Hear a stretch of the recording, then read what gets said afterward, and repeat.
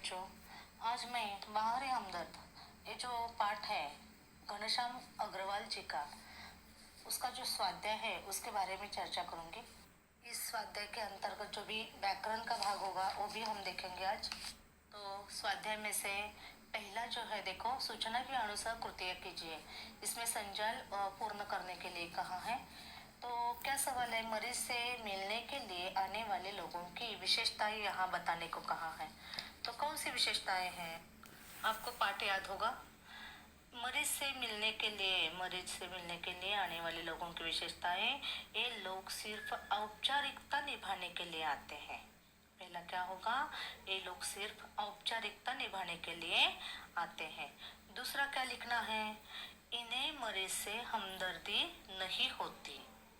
हाँ, तीसरा, मोहल्ले वाले अपनी फुर्सत से आते हैं, लेकिन जब भी वक्त मिलता है तब चले आते हैं। और चौथा क्या लिखना है, एक केवल सूरत दिखाने आते हैं। समझ में आया। सेकंड देखो, अंतर स्पष्ट कीजिए। प्राइवेट अस्पताल, सार्वजनिक अस्पताल। पहला जो अंतर है वो है, प्राइवेट अस्पताल में अच्छी सुविधाएं होती है। सार्वजनिक अस्पताल में कई बार सुविधाओं का अभाव होता है। सेकंड, प्राइवेट वार्ड के बारे में हमें लिखना है और जनरल वार्ड के बारे में। समझ में आता है कि देखो, मिलने का कोई निश्चित समय नहीं होता प्राइवेट वार्ड में। समझ में आता है ना। जनरल वार्ड में मिलने का निश्चित समय होता है। अब देखो क्वेश्चन नंबर 3, आकृति में लिखिए। अस्पताल में आए सोनाबाई के बच्चों की शरारतें। ये तो आपको अच्छी तरह याद होंगे। पहला जो था देखो, एक बच्चा कुर्सी पर चढ़ गया, दूसरा मेज पर चढ़ गया, एक लड़का टांग के साथ लटकी थैली पर बॉक्सिंग की प्रैक्टिस करने लगा, और सोनाबाई की छोटी लड़की दवा की शीशी लेकर कथकली डांस करने लगी।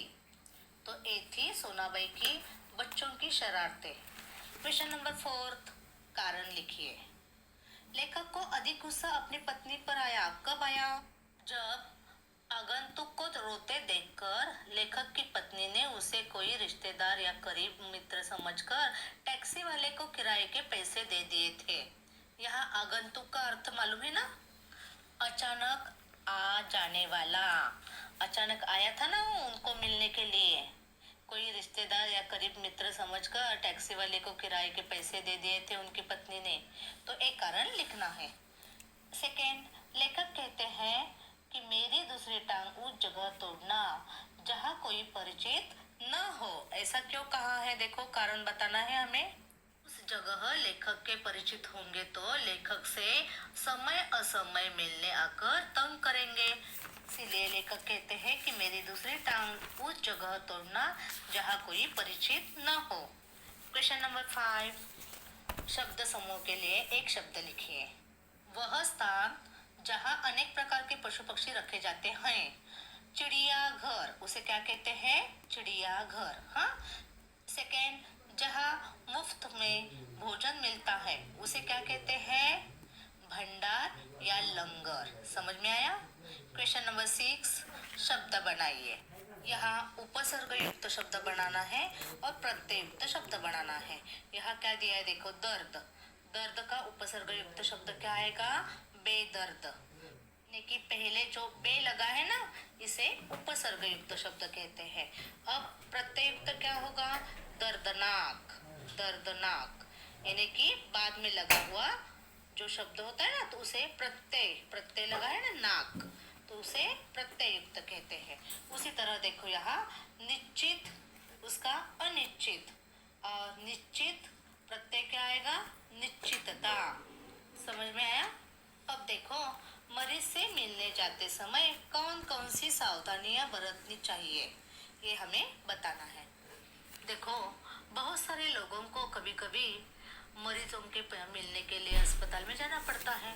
तो उस समय क्या हमें सावधानियां बरतनी चाहिए, तो उस समय इस बात का ध्यान रखना चाहिए कि हमारी वजह से उसे कोई कष्ट न पहुंचे। बच्चे जो होते हैं उन्हें साथ न ले जाए, क्योंकि बच्चे चुलबुले होते हैं। मरीज को आराम और अच्छी नींद की आवश्यकता होती है, इसका भी ख्याल हमें रखना चाहिए। मरीज के पास ज़्यादा देर तक बैठना, जोर जोर से बोलना, मरीज की बीमारी के बारे में नकारात्मक तो बातें बिल्कुल नहीं करनी चाहिए। और जहाँ तक हो सके मरीज का उत्साह जो है उसे बढ़ाना चाहिए। और एक बात होती है कि मरीज को अगर डॉक्टर की सलाह से वो वहाँ रहता है अस्पताल में, तो वहाँ जो हमारे देसी नुस्खे जो होते हैं उसको आजमाने की बिल्कुल कोशिश नहीं करनी चाहिए। और न ही डॉक्टर की दवा के बारे में रोगी के मन में किसी तरह का भ्रम पैदा करना चाहिए। तो इस तरह आप लिख सकते हैं। आगे देखो, निम्नलिखित वाक्यों में आए हुए संज्ञा शब्दों को रेखांकित करके उनके भेद लिखिए। रेखांकित करके क्या करना है? संज्ञा के भेद लिखने हैं। पहला है, सोनाबाई अपने 4 बच्चों के साथ आई। अभी इसमें संज्ञा कौन कौन सी है? देखो, सोनाबाई और बच्चों।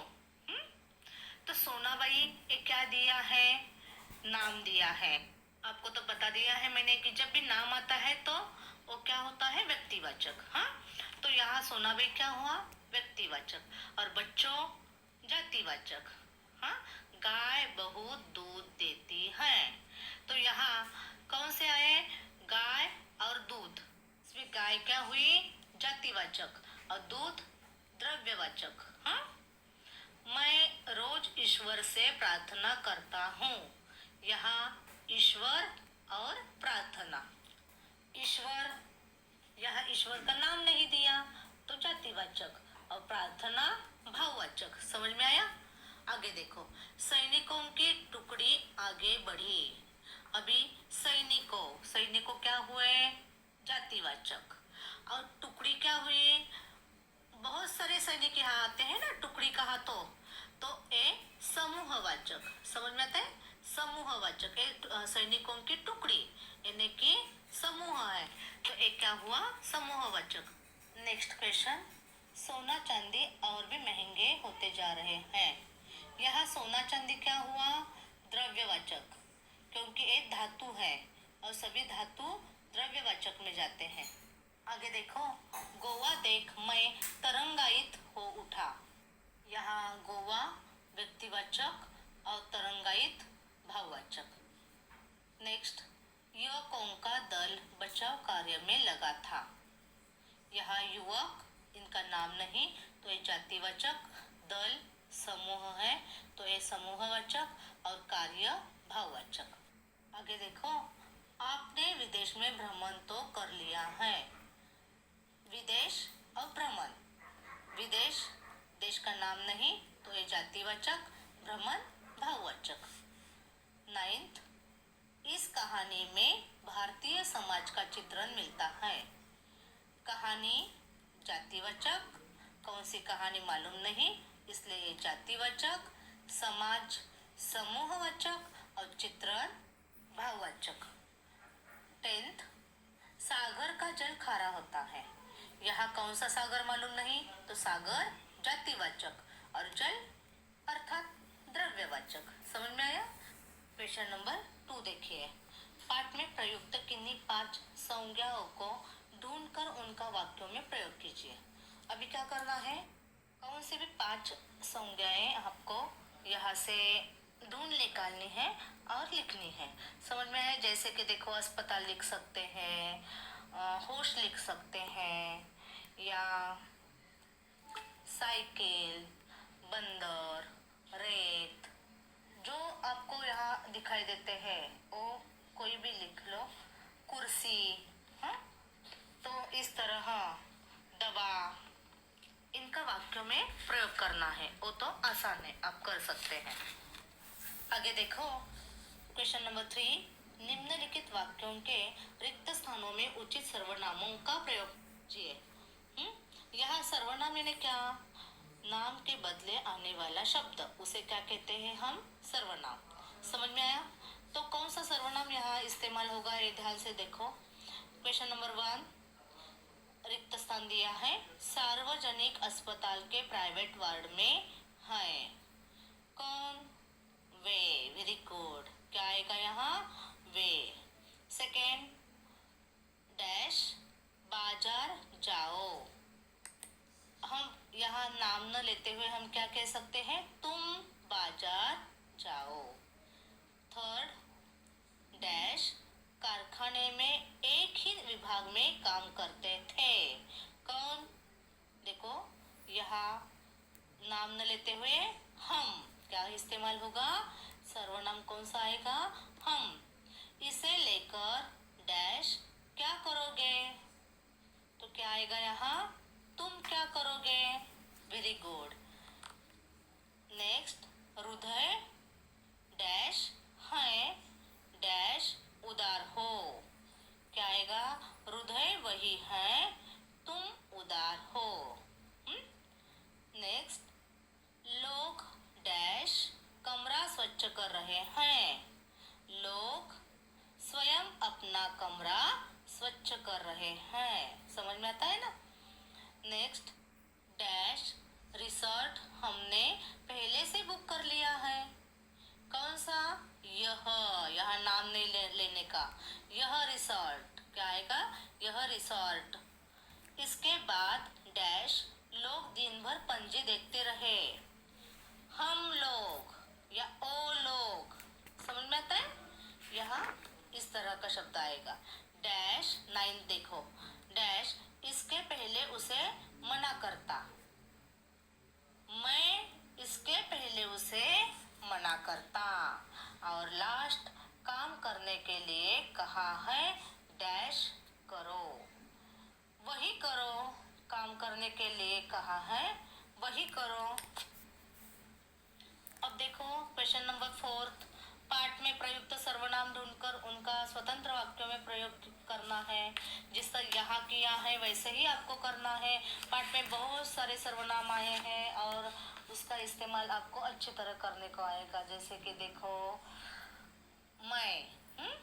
मैं आया है।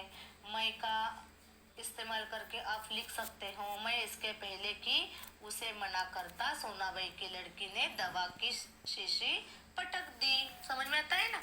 ये लिख सकते हैं।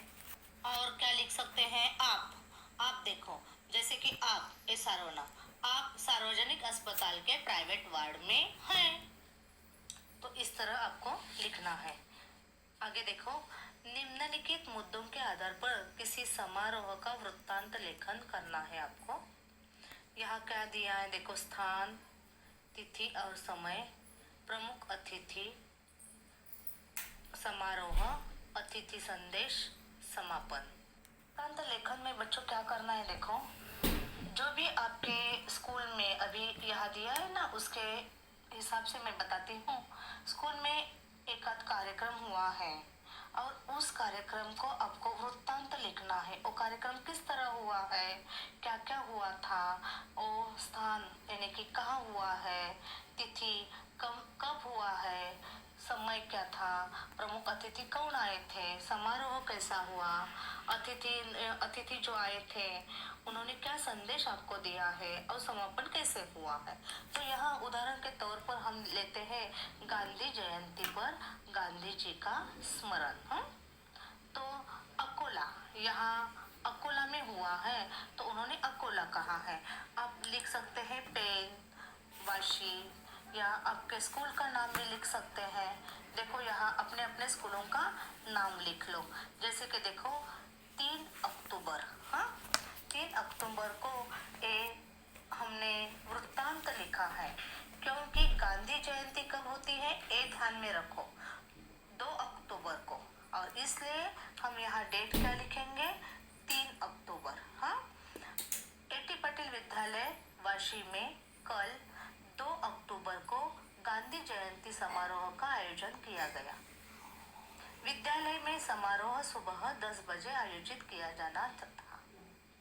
विद्यालय के विद्यार्थी जो थे और 9 बजे से ही अपने अपने स्थान पर बैठ गए थे। यहाँ पैराग्राफ, विद्यालय के सभी अध्यापक मंच पर खादी का कुर्ता पायजामा और खादी टोपी पहनकर विराजमान थे। गांधी जयंती है तो गांधी जी का पहराव इस तरह विद्यालय के सभी अध्यापकों ने किया है, ऐसा लिख सकते हैं आप। प्रमुख अतिथि के रूप में शहर के वयोवृद्ध गांधीवादी, जो किसी का भी आप नाम लिख सकते हैं, मैं यहाँ बताऊंगी। बाला साहेब पाटिल उपस्थित थे। मंच पर गांधी जी की तस्वीर सुशोभित हो रही थी। समारोह की शुरुआत वंदे मातरम गीत से हुई। विद्यालय के प्रधानाचार्यों ने उपस्थित लोगों का परिचय दिया और देश के लिए गांधी जी के योगदान की चर्चा की। प्रमुख अतिथि बाला साहेब पाटिल ने गांधी जी के जीवन की कई घटनाओं के बारे में बताया। उन्होंने गांधी जी के हमेशा सत्य बोलने के आग्रह के बारे में बताया और कहा कि हमें सत्य के मार्ग पर चलना चाहिए। अपने लाभ के लिए कभी झूठ का सहारा नहीं लेना चाहिए। विद्यालय के उप मुख्याध्यापक ने प्रमुख अतिथि के प्रति आभार व्यक्त किया और अंत में आपको लिखना है, राष्ट्रगान के साथ समारोह का समापन हुआ। ये वृत्तांत लेखन बहुत ही आसान रहता है। कोई भी कार्यक्रम हो जो बताया गया होता है वो आपको एक के बाद एक किस तरह कार्यक्रम, हम जिस तरह स्कूल में होता है ना, सभी के स्कूलों में होता है, तो किस तरह होता है, कोई भी होता है, निबंध स्पर्धा होती है या जयंती होती है, प्रेरणा दिन मनाते हैं, बाल दिन होता है, विज्ञापन दिन होता है, तो इन सब का आपको डेट मालूम होना बहुत जरूरी होता है। इसलिए वो डेट लिख लो कब क्या होता है और उसी के हिसाब से आपको ये वृत्तांत लिखना है। तो इस तरह वृत्तांत लिखा जाता है।